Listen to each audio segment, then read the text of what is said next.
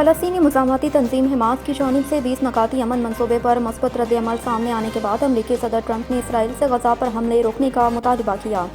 بین الاقوامی خبر رساں ادارے کے مطابق صدر ٹرمپ نے اپنے ایک بیان میں کہا کہ حماس کے تازہ موقف سے ظاہر ہوتا ہے کہ وہ دیرپا امن کے لیے تیار ہیں، لہٰذا اسرائیل کو فوری طور پر غزہ پر بمباری بند کر دینی چاہیے تاکہ یرغمالیوں کی محفوظ رہائی ممکن ہو سکے۔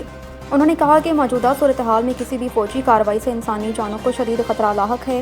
ٹرمپ کا کہنا تھا کہ اس وقت مذاکرات کی تفصیلات پر بات چیت جاری ہے، تاہم یہ معاملہ صرف غزہ تک محدود نہیں بلکہ پورے مشرق وسطیٰ میں طویل المدتی امن کے قیام سے جڑا ہے۔ امریکی صدر نے ایک ویڈیو پیغام میں قطر، ترکی، سعودی عرب، مصر، اردن اور دیگر ممالک کا شکریہ ادا کرتے ہوئے کہا کہ سب ممالک جنگ کے خاتمے اور مشرق وسطیٰ میں امن کے لیے متحد ہیں اور ہم امن کے حصول کے بہت قریب پہنچ چکے ہیں۔ حکومتی مذاکراتی کمیٹی اور عوامی ایکشن کمیٹی کے درمیان معاہدہ طے پا گیا۔ آزاد کشمیر کے دارالحکومت مظفر آباد میں حکومتی اور عوامی ایکشن کمیٹی کے ارکان نے مشترکہ پریس کانفرنس میں معاہدہ کا اعلان کیا۔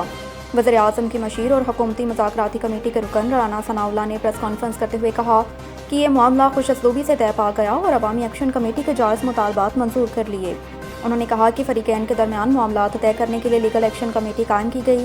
لیگل ایکشن کمیٹی ہر 15 دن بعد بیٹھے گی۔ پیپلز پارٹی کے سینئر رہنما راجہ پرویز اشرف نے کہا کہ کچھ لوگ امید لگائے بیٹھے تھے کہ معاملے کو بگاڑا جائے، لیکن ان کے تمام تر منصوبے ناکام ہوئے۔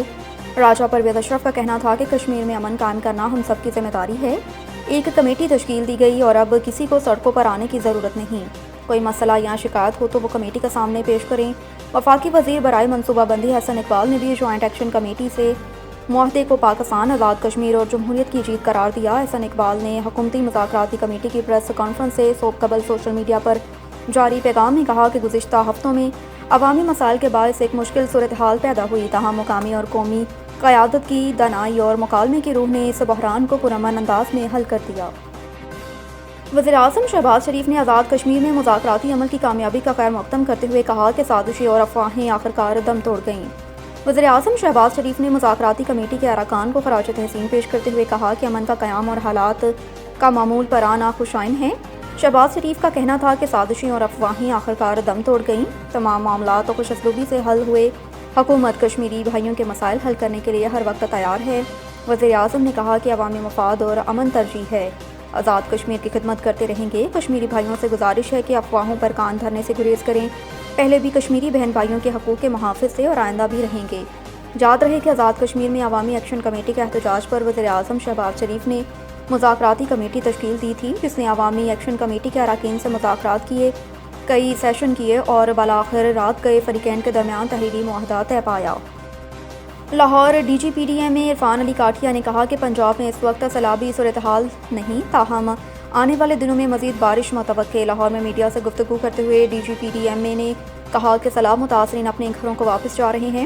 سیلاب سے متاثرہ علاقوں میں سروے جاری، سیلاب سے متاثرہ شہروں کی شاہراہوں کی بحالی کا کام بھی جاری، سیلاب سے نقصانات کا ازالہ کرنے کے لیے کوشاں۔ انہوں نے کہا کہ پنجاب میں اس وقت سیلابی صورتحال نہیں، دریاؤں کی صورتحال اب معمول کے مطابق ہے، تاہم دریائے ستلج میں بھارت سے مزید پانی آنے کا امکان ہے۔ دریائے راوی میں بھی بھارت سے 35,000 کیوسک پانی آنے کا امکان۔ آنے والے دنوں میں مزید بارشیں متوقع ہیں۔ عرفان علی کاٹھیا کا کہنا تھا کہ سیلاب متاثرہ 27 اضلاع میں نقصانات کا جائزہ لینے کے لیے سروے جاری، مختلف اداروں پر مشتمل ٹیمیں سروے شفافیت کے ساتھ کر رہی ہیں۔ چند علاقوں میں پانی کھڑا ہونے کے باعث مشکلات کا سامنا ہے۔ شمال مشرقی بحیرہ عرب میں ڈیپ ڈپریشن طوفان میں تبدیل ہو گیا، جس کا نام شکتی رکھا گیا۔ ذرائع کے مطابق طوفان کے لیے شکتی نام سری لنکا کا تجویز کردہ ہے، جس کا مطلب طاقت ہے۔ سمندری طوفان شکتی کے 24 گھنٹوں کے دوران شدید سمندری طوفان میں تبدیل ہونے کا خدشہ بھی ظاہر کیا۔ بتایا جا رہا ہے کہ طوفان کے مرکز میں ہوا کی رفتار 75 کلومیٹر فی گھنٹہ رہے گی۔ سمندری طوفان شکتی بحیرہ عرب میں 6 اکتوبر تک رہ سکتی ہے۔ سمندری طوفان شکتی کراچی کے جنوب میں 360 کلومیٹر دور ہے۔ طوفان کے پیش نظر کراچی سمیت سندھ اور بلوچستان کے مختلف علاقوں میں آج بھی بارش کا امکان۔ دوسری جانب طوفان کے دوران سمندر میں طغیانی بھی رہے گی۔ ماہی گیروں کو 5 اکتوبر تک گہرے سمندر میں نہ جانے کی ہدایت بھی کی گئی۔ پاکستان اور جنوبی افریقہ کے درمیان وائٹ اور ریڈ بال سیریز کے لیے میچ آفیشلز کا اعلان کر دیا۔ پاکستان اور جنوبی افریقہ کے درمیان پہلا ٹیسٹ 12 سے 16 اکتوبر قذافی اسٹیڈیم میں کھیلا جائے گا۔ راڈنی ٹکر اور کرسٹوفر براؤن پہلے ٹیسٹ کے آن فیلڈ امپائرز ہوں گے۔ دوسرا ٹیسٹ 20 سے 24 اکتوبر تک راولپنڈی کرکٹ اسٹیڈیم میں ہوگا۔ جس کے لیے فیلڈ امپائر کرسٹوفر براؤن اور سائقط شرف الدولہ ہوں گے۔ پہلے T20 انٹرنیشنل میچ میں محمد آصف یعقوب اور راشد ریاض آن فیلڈ امپائرز کے فرائض انجام دیں گے۔ دوسرے T20 انٹرنیشنل میں محمد آصف یعقوب اور راشد ریاض آن فیلڈ امپائرز کے فرائض انجام دیں گے۔ تیسرے میچ میں راشد ریاض اور فیصل خان افریدی آن فیلڈ امپائرز ہوں گے۔